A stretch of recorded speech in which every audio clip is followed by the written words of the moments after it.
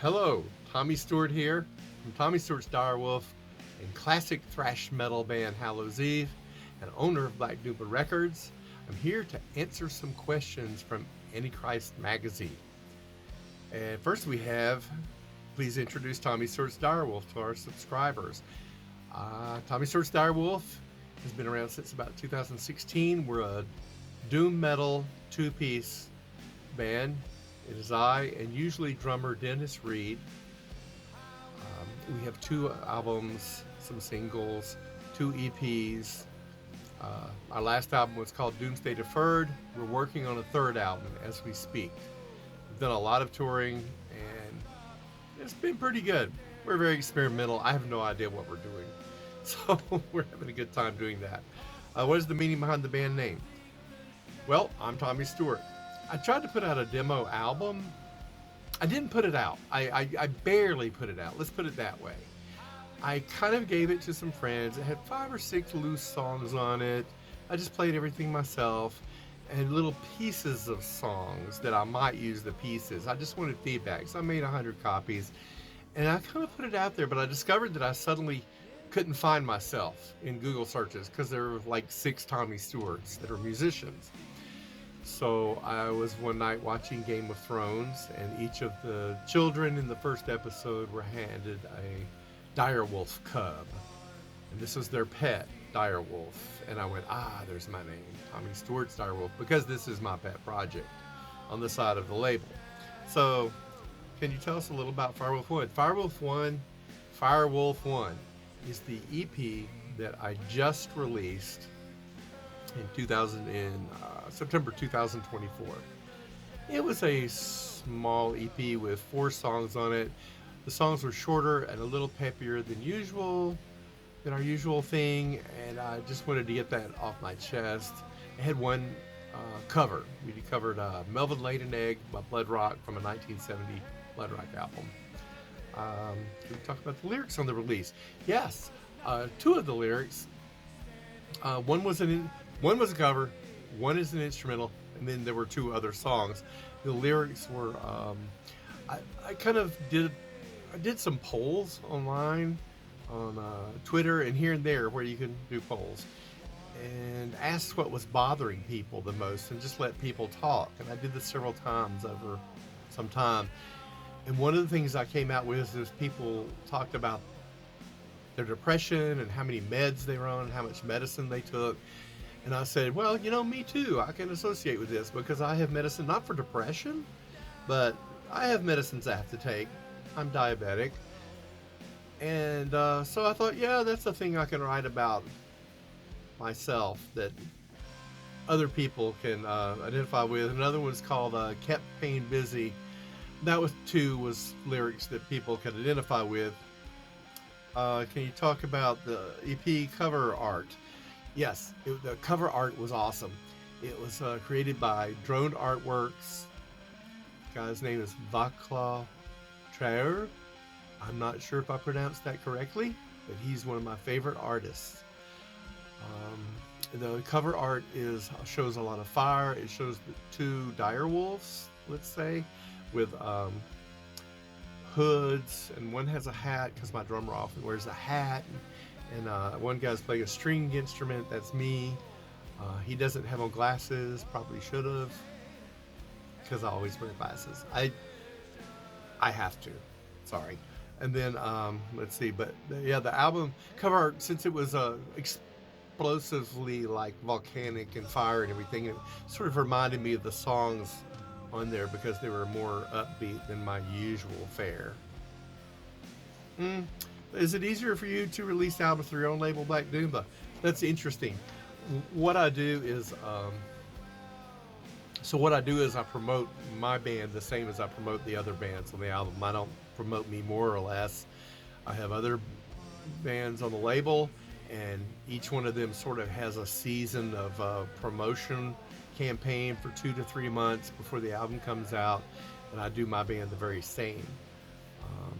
I keep up with how much I promote each band. I make sure they all get hands-on 100% focus. Each one gets that. So I don't know. It's not hard. I like putting out my own albums. It's fine. I'd be putting them out probably by myself. I might as well make a label. Um, when I started Dyerwulf, what made me want to start a label is because I did pitch to 8 labels. No, everybody ignored me. Nobody even talked back to me. Nobody even answered. And I went, you know what? Fine. I'll just create a label. I didn't really want to, but I can. I know how to do it. So yeah, so I started the label. And then it's funny because now the label has took off on a life of its own, and people seem to like what I'm doing on the label. It's sort of overshadowed my band a little bit. And that's okay because, you know, I'm just making music in my band.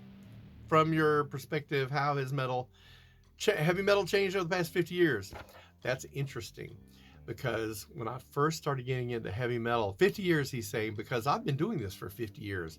My first live show of me playing bass on stage was 1974. And it wound up more and more and more all the time. Okay, so I have been around 50 years or more listening to music. So it started out with Deep Purple and Black Sabbath and stuff like that in the early 70s, late 60s, right at 1970, right in there. And then it began to grow. But what I've really noticed about it as it changed over time, and then it, you know, as we all know, punk came into it, and you mix that with some of the new wave of British metal stuff, and you ended up with thrash, and everybody knows the story. And then it's evolved into eventually what it is today. There's so many different subgenres now and everything. But the one thing I've noticed is that it always changes. More changes are coming. And that's one thing about music. It will always be different. That's the one thing I can tell you is for sure. What do you do for the livelihood outside of music? Nowadays it's 24/7. And much of the time when Hallows Eve was touring in a consistent way, I didn't have a day job. And since I started the label, I guess for about 12 years now, I've been completely 24/7. My music, my whatever, no day jobs at all in between things. What did I do before? In the old days, I did a lot of driving forklifts, working in warehouses, a lot of shipping and receiving and things like that. When we made Tales of Terror, that came out in 1985 in Blade Records, I wrote a whole lot of that sitting on a forklift with a clipboard between taking things off and on trucks. And some of that stuff I remember jotting down on pieces of paper as I walked to work. I remember walking to work. So I did a lot of that kind of stuff, driving things, trucks, taxis, things like that. When did you first discover your interest in metal music? That very first thing that got to me was when I got the single for Smoke on the Water by Deep Purple.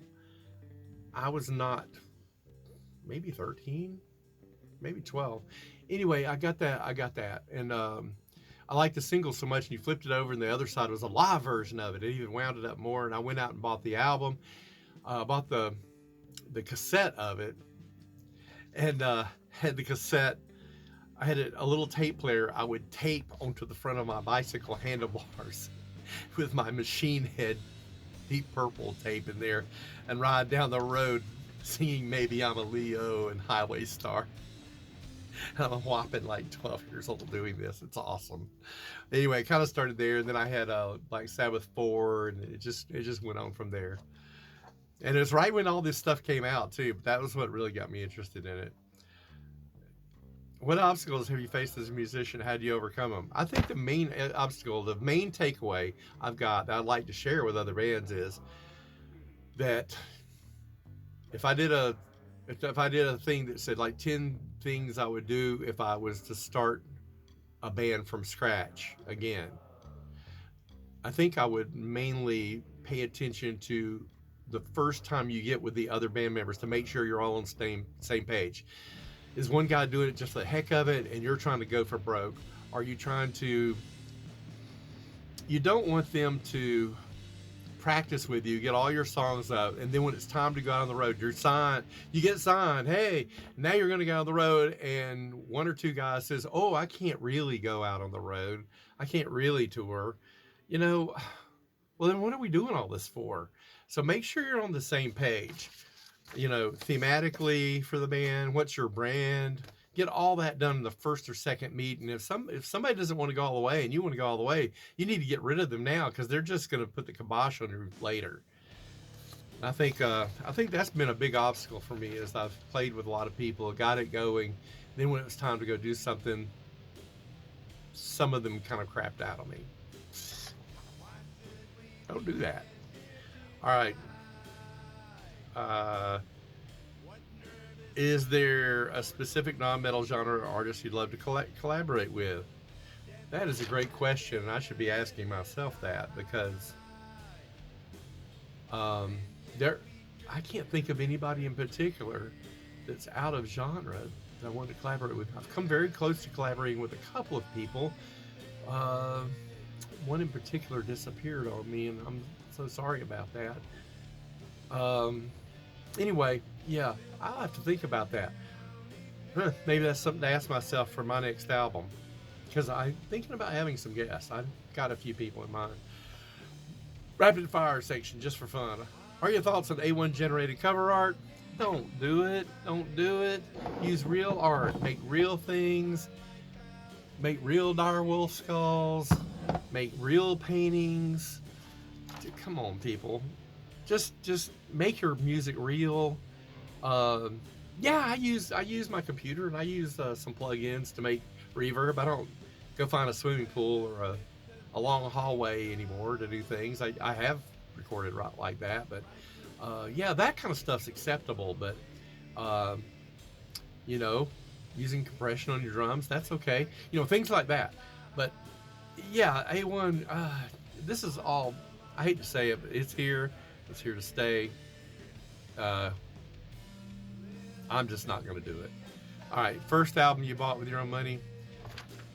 All right, I'm showing my age here, but I was born in 1959.